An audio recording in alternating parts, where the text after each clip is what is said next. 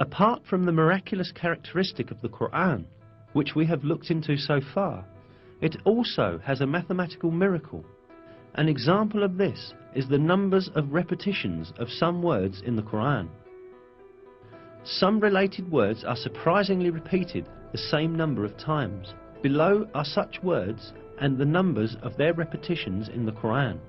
The word day is repeated 365 times in singular form, while its plural and dual forms, days, together are repeated 30 times. The number of repetitions of the word moon is 12. The word punishment is repeated 117 times, while the expression forgiveness, which is one of the basic principles of the Quran, is repeated exactly twice as many times. The number of times the words world and hereafter are repeated is also the same, 115.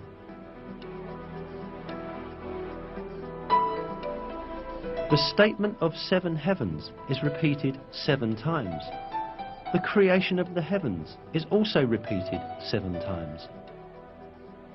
The word faith, iman, without genitive, is repeated 25 times throughout the Quran, as is also the word infidelity or covering over the truth, kufr. The word zakah is repeated 32 times, while the number of repetitions of the word blessing is also 32. The expression the truly virtuous is used 6 times, but libertine is used half as much, i.e. 3 times. Human being is used 65 times. The sum of the number of mentions of the stages of man's creation is the same.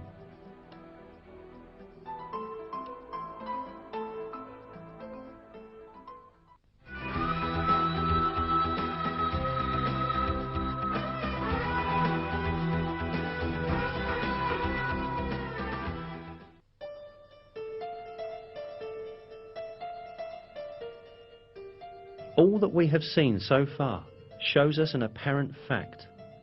The Quran is such a book that all the news related in it has proved to be true, and facts that no one could ever have known at that time were announced in its verses. Certainly this provides clear evidence that the Quran is not the word of man.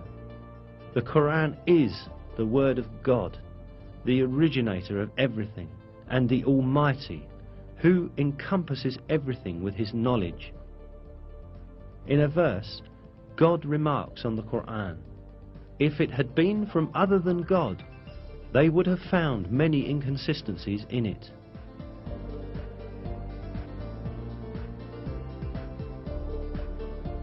Not only are there no inconsistencies in the Quran, every piece of information it contains reveals the miracle of this divine book more and more each day.